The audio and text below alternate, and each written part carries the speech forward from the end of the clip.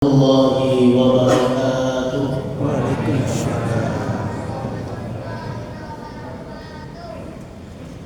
Alhamdulillah, alhamdulillahilladzi wa kafa, wassalatu wassalamu ala ibadihi alladzina astafa, wa ala alihi wa ashabihi ala ahli sidqi wal wafa. Asyhadu an la ilaha illallah wahdahu la syarika lah, wa asyhadu anna Muhammadan abduhu wa rasuluh. Allahumma shalli wa sallim wa barik ala nabiyyina Muhammad wa ala alihi wa ashabihi ajma'in. Qala Allah ta'ala fil Qur'anil Karim, a'udzu billahi minasy syaithanir rajim.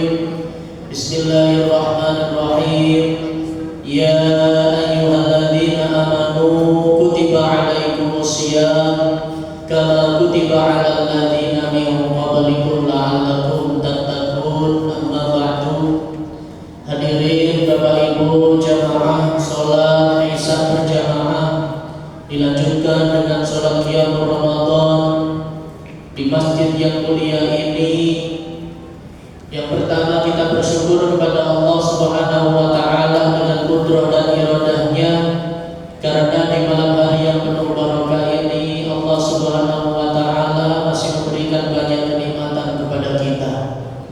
Maka hadirin Bapak Ibu jamaah yang dirahmati oleh Allah Subhanahu wa taala, patut kiranya kita bersama-sama mengucapkan syukur alhamdulillahirabbil alamin, karena kita semuanya masih berjumpa kembali untuk bersama-sama menunaikan sekaligus memperjuangkan rangkaian ibadah kita di bulan Ramadan yang mulia ini. Ini yang harus kita syukuri bersama. Karena apa, Bapak Ibu hadirin? Banyak sekali mungkin saudara-saudara kita yang mungkin sudah mendahului kita. Terkadang mereka yang sudah diwafatkan oleh Allah, hari ini mereka bersedih melihat kita semuanya. Mereka ingin bangkit kembali. Mereka semuanya ingin beribadah kepada Allah. Maka mereka juga ingin bersujud kepada Allah Subhanahu wa taala satu detik saja untuk mengetahui, untuk melihat manisnya iman di dalam bulan suci Ramadan. Ini yang harus kita syukuri bersama-sama. Juga ada mungkin tetangga kita, kerabat kita, saudara kita yang mungkin hari ini diuji oleh Allah dengan ujian sakit, berbaring di rumah sakit. Sebenarnya mereka juga iri, hadirin. Maka hari ini kita diberikan kenikmatan oleh Allah, kita diberikan kesehatan oleh Allah, kita diberikan banyak sekali kenikmatan, keringanan kepada kita semuanya, dan ini yang harus kita syukuri bersama-sama. Kemudian yang kedua, salat serta salam semoga senantiasa terlimpah curahkan kepada junjungan kita Nabiullah Nabi Muhammad sallallahu alaihi wasallam. Hadirin yang dirahmati oleh Allah Subhanahu wa taala, alhamdulillah di malam yang kedua ini kita semuanya bisa meramaikan masjid Allah Subhanahu wa taala untuk menunaikan ibadah salat Isya berjamaah dilanjutkan dengan salat qiyamul Ramadan. Kata Nabi sallallahu alaihi wasallam, "Man qama ma'al imami hatta yansurifa kitabahu qiyamul lailah."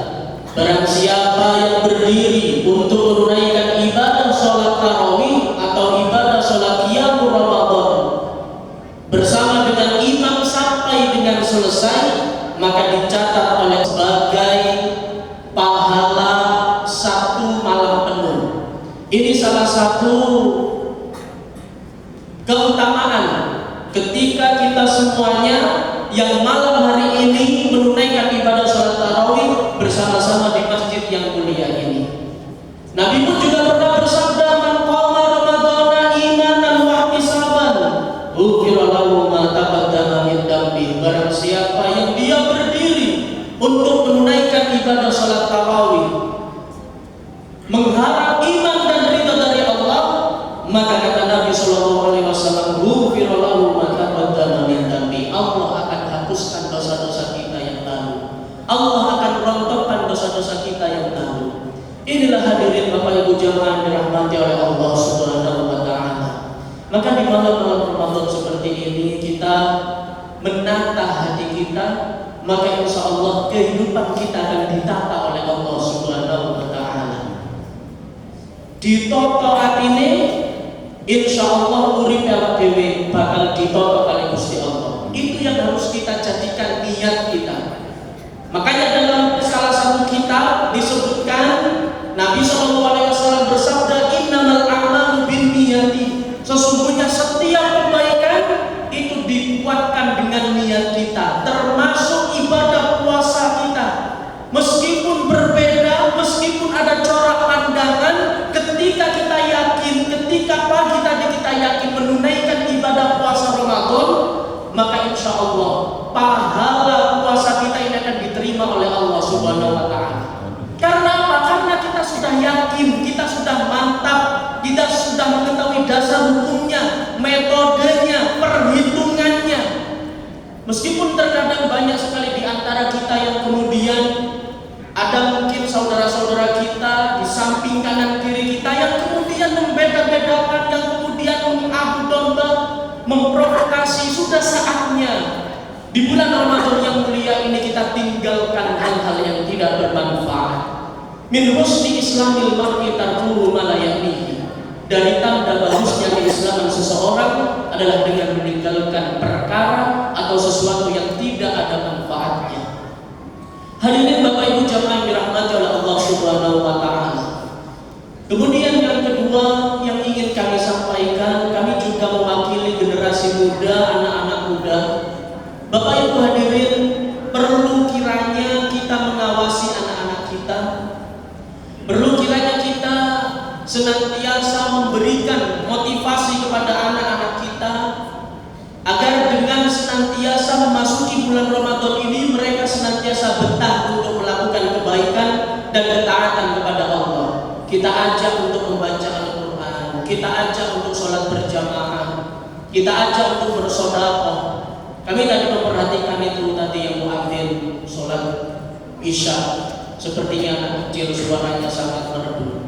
Ini yang harus kita iri, ini yang harus kita tiru. Bagaimana kemudian anak-anak kita ada generasi-generasi yang kemudian bisa meneruskan perjuangan para pengurus masjid yang mulia ini. Karena apa hadirin Bapak Ibu jamaah dirahmati oleh Allah Subhanahu wa Ta'ala. Terkadang kami keluar untuk tausiah, untuk rangkaian kegiatan, kami melihat anak-anak muda hari ini rusak akhlaknya itu setidaknya karena 3 sebab. Yang pertama adalah pengaruh dari temannya. Yang kedua adalah pengaruh dari lingkungannya.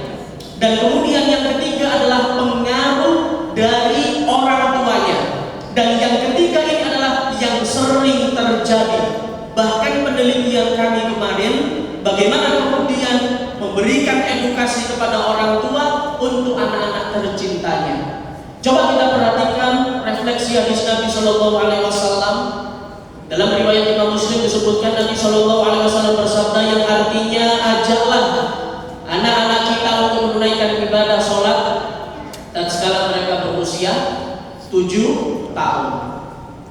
Kemudian Nabi Shallallahu Alaihi Wasallam melanjutkan ayatnya, dan pukullah anak-anak kita ketika dia enggan sholat. Ini perintah Nabi, disuruh memukul tatkala mereka berusia 10 tahun. 10 tahun fase anak kita sekarang itu adalah sudah balik rata-rata. Andaikan dia belum balik, dia sudah memayis. Dia sudah membedakan mana yang hak dan mana yang batil, mana yang pahala, mana yang dosa, mana yang baik, mana yang salah. Oh ternyata sholat itu dapat pahala. Oh ternyata baca Quran dapat pahala. Oh ternyata bicara kotor dapat dosa. Itu dia sudah memayis. Apa kata Nabi Shallallahu Alaihi Wasallam? Pukul anak-anak kita ketika dia enggan menunaikan ibadah sholat. Hadirin jamaah Jumat rahimahumullah. Satu hikmah yang luar biasa yang hari ini, malam hari ini kami sampaikan bahwa pukulan itu bukan bentuk pukulan kekejaman orang tua, bukan bentuk orang tua tidak sayang kepada anaknya, bukan. Akan tetapi pukulan itulah yang menyelamatkan. Boleh jadi karena pukulan itulah anak dan anak kita akan menjadi orang yang sukses, dan boleh jadi karena orang tua yang senantiasa memotivasi, yang memukul mereka mungkin karena nama